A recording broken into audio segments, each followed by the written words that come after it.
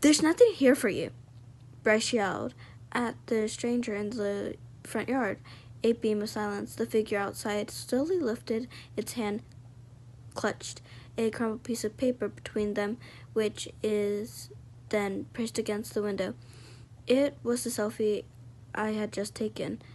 Instinctively, I laughed. It took a few seconds for the logic to flood into my brain, for me to wonder how on earth a stranger had a printout of a photo I just took. "That isn't ours. No photos were taken here." The photo disappeared from view, then internally raised a single finger, tapping the window and pointing in my direction. "No one else is here." Bryce held his ground for a moment, then closed the curtains. He sat beside me on the living room floor and placed a gentle hand on my shoulder. I was in denial.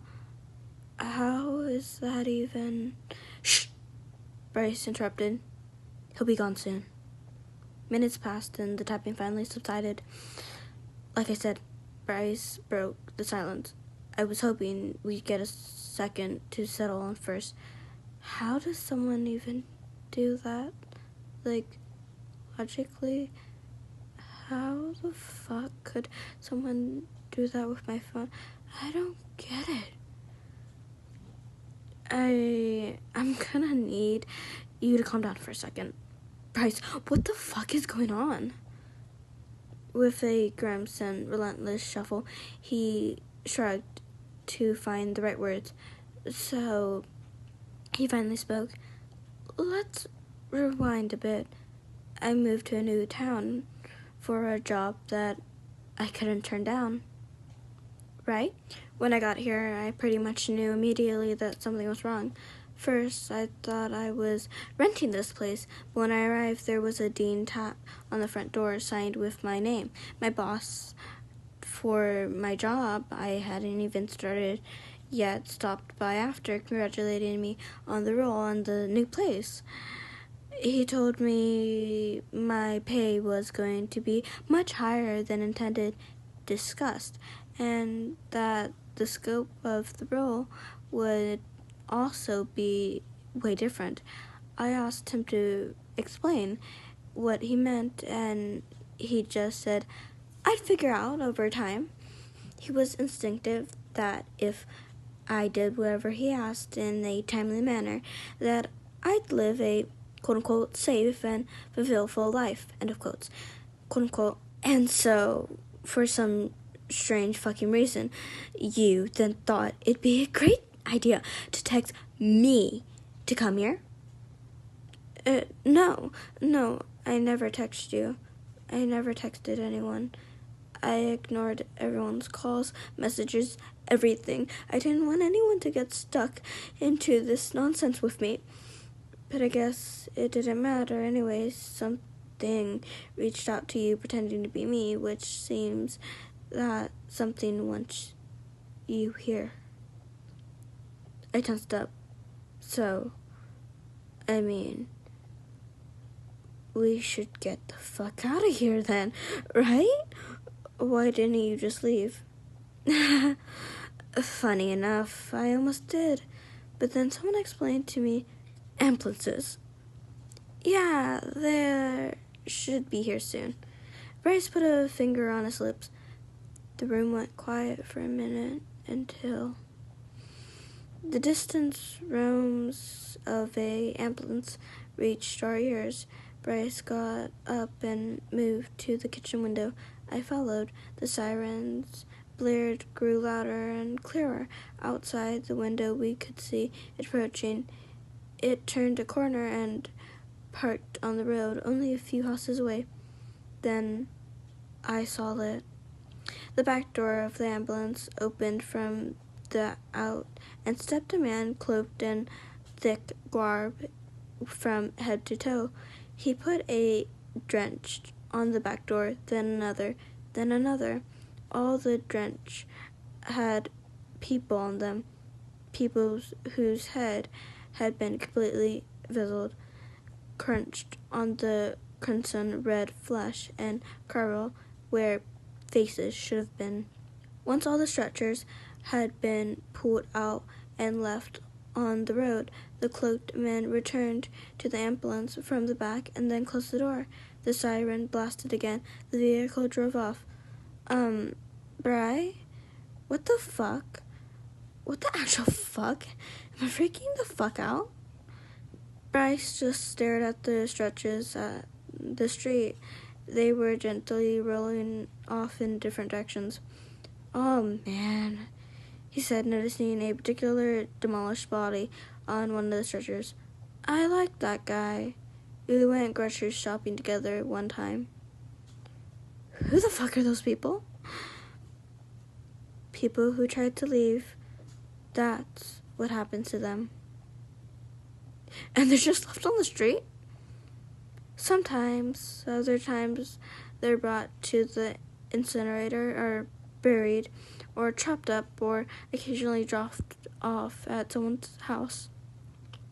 I was on the verge of a full-blown panic attack. Instinctively, I pulled out my phone and called the numbers 911. Wait, Rose. You don't want to do that. Rose, stop. His words bounced right off me. My brain was on autopilot. My body was moving on its own.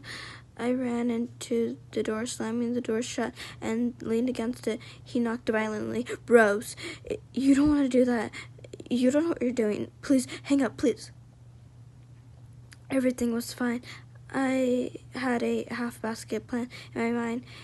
I would call the number, then ask the operator to transfer me to a different country, the NYPD. They're known what to do. I hit call and waited for the number. Finally, 911, what's your emergency? Hi, I replied. I need to get closer to the nearest police department outside of the Justice, maybe in New York's. Sure. Can you help me? Just know what's your emergency? Bryce pounded with even more force. Yeah, so there's an ambulance that, on our street. It had bodies in it. Bodies on stretchers and looked like they'd been completely fucked up. And then the bodies were just thrown on the street and... Right. And sorry, these were people who were trying to leave town? What? I'm sorry. Could you say that again? Yes, there were bodies on stretchers, people who tried to leave the area. She said the last 6 words slowly, as if she thought it was stupid. Stunned, I tried to retract to her back at the point. There's also a man who showed up in our yard. He had a picture of me. There's no way he could have had the picture of me. Right. And sorry, did you take a photo before this man showed up? What? Bryce seemingly slammed on the door and his whole body. I was struggling to keep close. Where are you now? We can send someone to you immediately. No, thanks. Are you sure, ma'am? I promise. It'll be fun. Horrified, I hung up. I released my hold on the door and burst it open, sending me tumbling downwards into the floor. Bryce entered, looming above me in anger. You didn't tell them where you were, did you? I desperately shook my head. No, I didn't. He sighed of relief as if his whole body were exhaling from him. Thank fucking God. He addressed me with disappointed dad intentions. You have to stop doing that. Fucking please. If they called someone to this place, you could have gotten us killed. Or even worse, I've heard stories. Man, the people in this neighborhood talk. I stopped myself from expecting the worst meant. Where the fuck are we, Bri? I asked. What the fuck is this?